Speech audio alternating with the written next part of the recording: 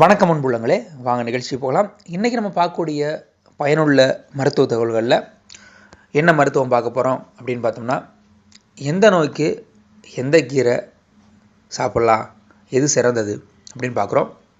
கீரைனாலே சின்ன பிள்ளைங்களுக்கு அம்மா கீரையாம்மா வேணாம்மா அப்படின்னு சொல்லுவாங்க. ஆனால் அப்படிப்பட்ட கீரையை நீங்கள் குழந்தையிலேருந்து பெரியவங்க வரைக்கும் கொடுத்தீங்கனாலே அவங்களுக்கு அவ்வளவு ஃபைபர் கண்டென்ட் அதான் மெயின். இப்போ நம்ம கார்போஹைட்ரேட் எடுக்கிறோம், ப்ரோட்டீன் எடுக்கிறோம், விட்டமின் எடுக்கிறோம், மினரல் எடுக்கிறோம். ஆனால் இது எல்லாத்தையும் உள்ள வகுத்தில் சேர்ந்துருச்சுன்னு வச்சுங்க, இதில் கட்டி வெளியே கொண்டாடுன்னு வச்சுங்க, ஃபைபர் கண்டென்ட் வேணும். அப்போ நார்ச்சத்து வேணும். அப்போ நார்ச்சத்து உள்ள காய்கறிகள் எடுத்துக்கலாம், கீரைகள் எடுத்துக்கலாம். அப்படிப்பட்ட கீரைகள் எந்தெந்த கீரை சாப்பிட்டா என்னென்ன மாதிரி நன்மைகள் கிடைக்கிது அப்படின்னு பார்க்குறோம். குறிப்பாக இன்னொரு விஷயத்த சொல்லிடுறேன், நோட் பண்ணிங்க. இரவு நேரங்களில் கீரையை தவிர்த்துக்குங்க. மீனும் கீரையும் ஒன்றா சாப்பிடாதீங்க, மோரையும் கீரையும் ஒன்றா சாப்பிடாதீங்க. இல்லை இச்சா பத்தியம் சொல்லுவோம் சித்த மருத்துவத்தில் நாங்கள் படிக்கும்போது, இச்சா பத்தியங்க. அப்போ இப்போ ஃபஸ்ட் ஸ்டார்ட் பண்ணுவோம். அகத்திக்கீரை அது பசியின்மை பிரச்சனையை போக்குது, ஓகேங்களா. அடுத்து அரைக்கீரை தோல் நோய் சம்மந்தமான பிரச்சனைகள்லாம் தீர்க்குது.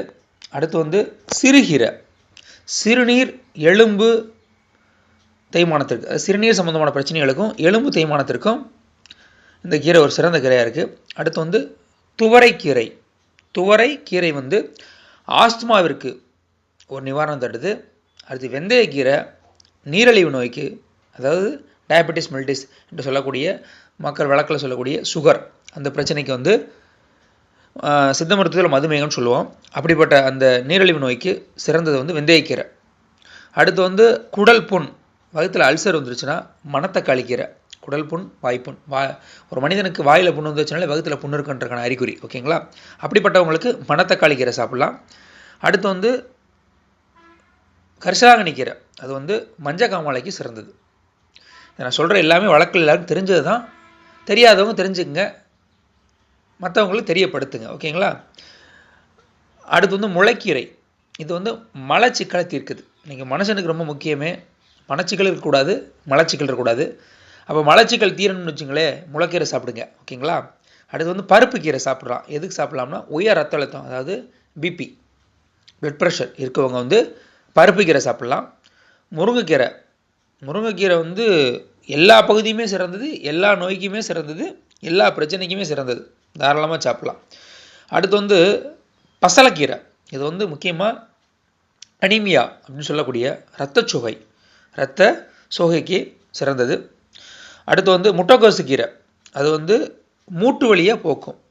மூட்டு வலி மிகப்பெரிய பிரச்சனை இன்றைக்கி எல்லாருக்கும், சிறுவர்லேருந்து பெரியவங்க எல்லாருக்கும் இருக்குது. அப்படிப்பட்டவங்க முட்டைக்கோசு எடுத்துக்கிட்டிங்கன்னா மூட்டு வலி போக்கும். அடுத்து பொன்னாங்கண்ணி. இது பார்வை கோளாறு பிரச்சனையை சரி செய்து. ஞாபகம் சேர்த்துக்கு டக்குன்னு எல்லோரும் சொல்லிடுவீங்க, நீங்களே சொல்லிடுவீங்க. வல்லாரக்கீரை. வல்லாரக்கீரை சாப்பிட்லாம்.